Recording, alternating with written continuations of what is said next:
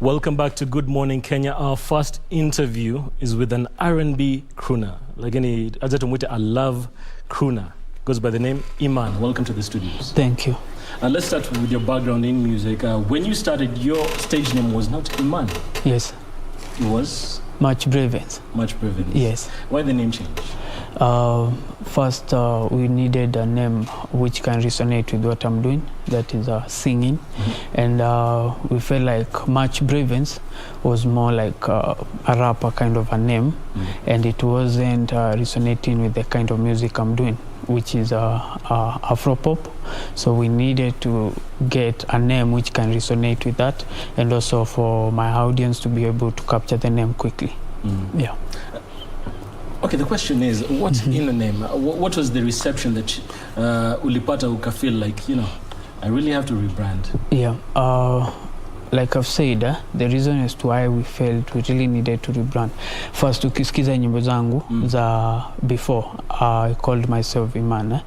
The name Much Braven and the way I was doing the music was a bit different. So we first needed to change on the writing and the production of the audio. So we needed to come up with something which can really resonate with me, because at first I didn't have management like now. So we needed I was to be guided on what needs to be done. So first we changed on the writing so that I can come up with a good kind of writing and releasing of the audio, that is the execution of it. So that was the reason as to why we decided to change the name Much Bravens, number one. And number two, the name, like I've told you, it wasn't more resonating with me personally. So we needed a name which can go hand in hand with what I'm doing.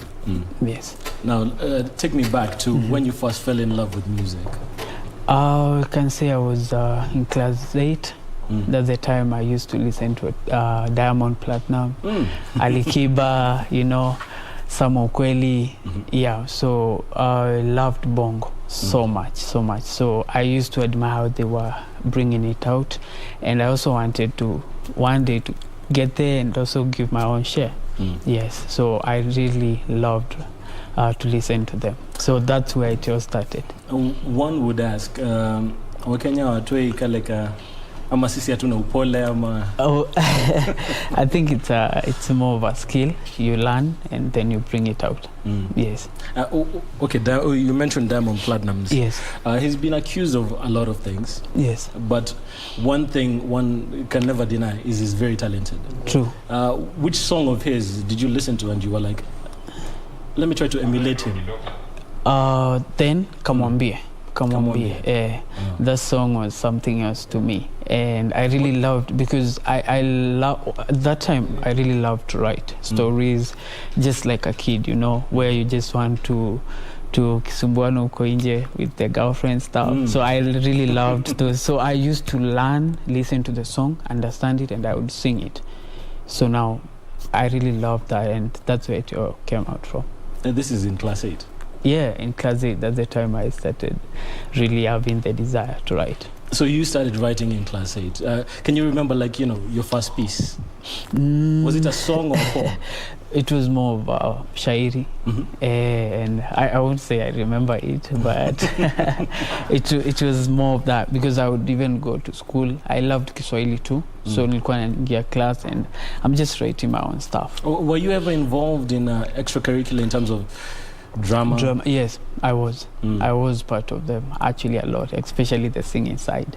Yes. Let me ask you this, since you incorporated that even earlier in life, how important is it for an artist to act?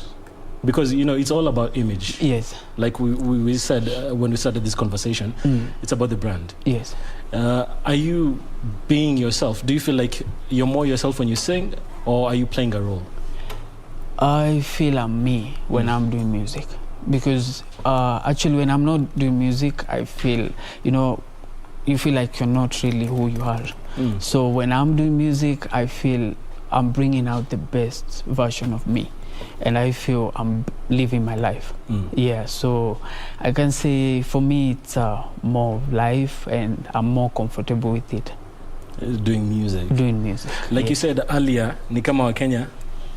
See, tunapenda kukua wagamu. Acceptance in terms of, your friends, your family. What did they say when you ventured into music? In terms of the support you were receiving? Yeah, one thing I can appreciate, my family really supports me a lot. So when I decided to do music, I had to, of course, it had to start from home. So I would call them and I'm like, hey, what do you think I can do this? And then I would sing. I would even sing in front of them. Then they'll be like, yeah, you're doing good, so you can do it. And that's where it started. I'm glad you mentioned that, because the ladies back at home, I called you the love crooner earlier on, so they want to hear a little acapella before we play your song. We're going to play your song in just a few minutes, but until then, Iman? For my Aliyah song, or I enjoy either. You can pick Aliyah, because we're going to play it in just a few minutes. Okay. Oh baby squeezy, kuna walagai tu, ila mi nimependa siwezi kukulagaibu, lagaibu. Utamu wa penzi niko nawe, tamu penzi ukinipa nafurahi. Kitabu changu tasoma we, ukijaniacha nitaishia kuzirai. Yeah. Nice. In terms of singing is very technical, I believe. Yeah. How did you get to where you are as a singer? Do you have mentors? Was there someone who mentored you into the industry? For me to, now getting into the industry, it was more about passion of the music itself. And now, ukianza, you're alone. Then in the process, you get people who guide you, tell you what you need to do, and show you how to even do it better. So you learn all through. So when I was doing my previous songs, I was all alone. But now I work with Alpha Jiri. We do more of writing together so that the song can come out more beautiful. Alpha Jiri, I know Alpha Jiri. We've met a few times before. They're doing a lot of great things in music. Yeah. And they also work with Ihaji. Yes, they work with Let's talk about working with the Ihaji, because I understand you're in the process of doing your EP. Yes. With Ihaji. Yeah. Let's talk about that working relationship. Is he pushing you? Is he teaching you new things? What I can say about Ihaji is a good guy. He's really, really into his work. He believes in bringing out the best as per his work, and when you're working with him, he's also a very outgoing guy. He will guide you as a producer. He will tell you what needs to be done, and he will even challenge you because he gets involved even in the recording. And he's like, no, you don't need to do this, you do this way. So he's a good guy, and he's really challenging me as an artist to do better. What about the EP? What should we expect from Iman? Good music. Collaborations? Yes, they will be there for sure.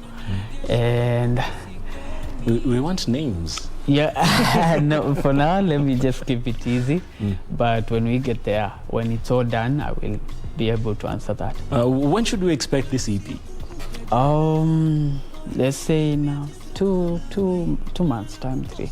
Let me ask you now, in terms of releasing music, because you're doing an EP, and a lot of artists these days, not just in Kenya, internationally, yes, they are doing EPs and singles instead of albums. Yes. Why do you think so? Why do you think that's the case? I can say it's a way of marketing, or rather the way the music is right now. And I think it's more of because of the diversity, because you need to be able to, like, it's more of capturing your audience, giving out a certain project and a way of releasing the music to go out to the people. I think it's more of a strategy. A strategy, yes. Because when I look at the current market in terms of, releasing music and the way people are consuming music, a lot of people prefer streams these days. Yes. Digital copies, saa zingine, even the sales, they're very low. They're very low. So I think, okay, this is my thinking, and maybe you can correct me as the artist, it's because of the way people are consuming the music these days. And I think it's also affecting the type of music people are releasing. What do you think? You may be right, Mm. but for sure, that now I think depends with the artist and his management and how they are doing their work. Mm. Yes, and what they think the audience deserves and how they see the music being taken or rather approached.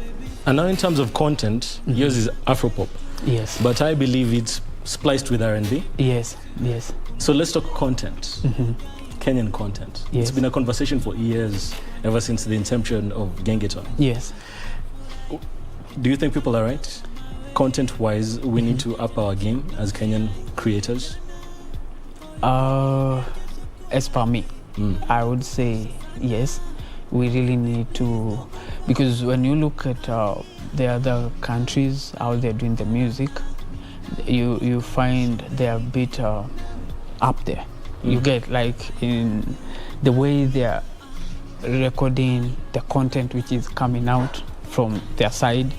And you find that's why I think that's why you'll find most of guys here, they're listening to that kind of music. So it's for us as artists to be more creative and more smart on how we are giving our music, because we have the talent.